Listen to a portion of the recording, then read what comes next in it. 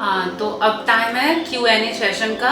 कुछ डाउट्स होते हैं जनरल पब्लिक में, तो अब आप पूछिए, आप कुछ पूछना चाहते हैं? जी सर, ये बताइए, जैसे आपने बोला कि आयुष्मान अवेलेबल है, तो आयुष्मान में हमारे ट्रीटमेंट के कौन कौन से पार्ट हैं जो उसमें हमारे कवर हो जाते हैं? ये आयुष्मान जो गवर्नमेंट की सुविधा है, ये बहुत अच्छी सुविधा है, क्योंकि हम लोग जो यहाँ ट्रीटमेंट कर रहे हैं वो मैक्सिमम पेशेंट आयुष्मान के ही रहते हैं, और हम खुद पेशेंट को मोटिवेट करते हैं कि भाई अपना आयुष्मान बनवाओ, जिससे आप अपना ट्रीटमेंट कंप्लीट करा सकते हैं। अगर हम बात करें कि किस ट्रीटमेंट को हम इसके अंदर कवर कर सकते हैं, अगर मैं सिर्फ बात कर रहा हूँ यहाँ ऑन्कोलॉजी की, कैंसर के पेशेंट की, तो कैंसर में आयुष्मान का जो मतलब फैसिलिटी है या सुविधा है वो कंप्लीट ट्रीटमेंट का मतलब है, अगर पेशेंट को कैंसर की सर्जरी की ज़रूरत है तो वो सर्जरी आयुष्मान के अंडर हो जाती है। अगर पेशेंट को कीमोथेरेपी की ज़रूरत है तो कीमोथेरेपी भी आयुष्मान के अंडर हो जाती है। अगर पेशेंट को ज़रूरत है रेडिएशन थेरेपी की तो वो रेडिएशन का पार्ट भी आयुष्मान में कवर हो जाता है। तो अगर हम ओवरऑल कहें तो एक टोटल या कंप्लीट ट्रीटमेंट आयुष्मान के अंडर होता है और वो हम लोग करते हैं। तो सर, आयुष्मान कार्ड के ट्रीटमेंट के लिए जाते हैं तो हमें क्या क्या डॉक्यूमेंट चाहिए होते हैं वेरिफिकेशन के लिए? हाँ, इसके लिए मैं आपको हमारी टीम के मिस्टर अफरोज से मैं मिलवाता हूँ, वो आपको बताएंगे। ये हमारे यहाँ आयुष्मान देखते हैं और ये बहुत अच्छा काम करते हैं आयुष्मान में।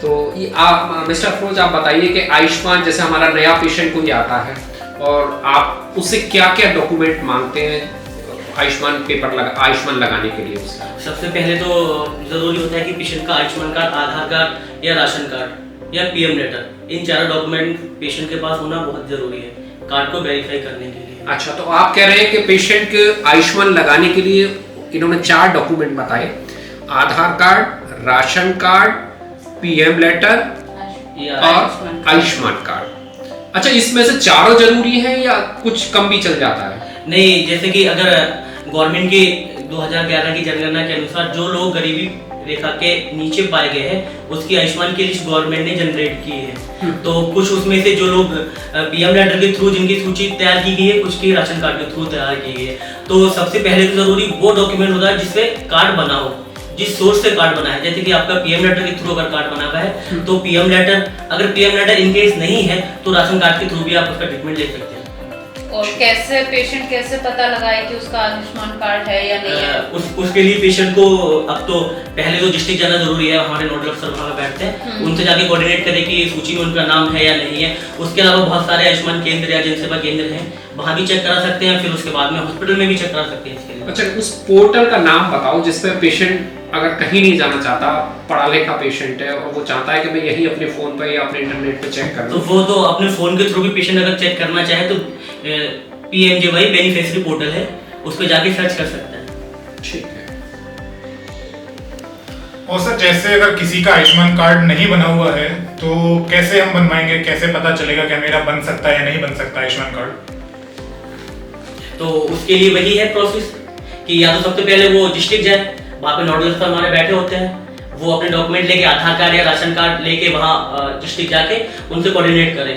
अगर वहाँ वो लोग अगर नहीं हो पाता किसी कारणवश चेक होगा तो दूसरी चीज वो खुद भी चेक कर सकते हैं अपना। सबसे सिंपल, अपने फोन पे आजकल स्कीम चल रही है, अपने फोन से वो चेक भी कर सकते हैं, वहाँ से डाउनलोड भी कर सकते हैं अपने कार्ड को। उस लिस्ट को चेक करना है। हाँ। जो कि गवर्नमेंट ने कब बनाई थी वो लिस्ट? 2011 की जनगणना में जो लोग गरीबी की रेखा से नीचे पाए गए उनको उस लिस्ट में रखा गया और वो उसके बेनिफिशियरी या उसके पात्र हैं जिनका आयुष्मान कार्ड बन सकता है। और आयुष्मान के बेनिफिशियरी और कौन कौन है? उसके अलावा जैसे कुछ टाइम पहले भी गवर्नमेंट ने 6 यूनिट वाले, जिनके राशन कार्ड में 6 यूनिट है, 6 लोग हैं, 6 से ज्यादा जो लोग हैं उनके राशन कार्ड के थ्रू भी कार्ड जनरेट कर दिए गए। और उसके बाद अब जो स्कीम गवर्नमेंट ने चलाई है 70+ वाली, 70+ से जो ऊपर है, 70 या उससे अधिक की उम्र के जो लोग हैं वो भी अपना कार्ड जनरेट करवा सकते हैं। उसके लिए पीएम लेटर या फिर आपको राशन कार्ड की कोई आवश्यकता नहीं, आधार कार्ड के थ्रू आपका कार्ड जनरेट हो जाएगा।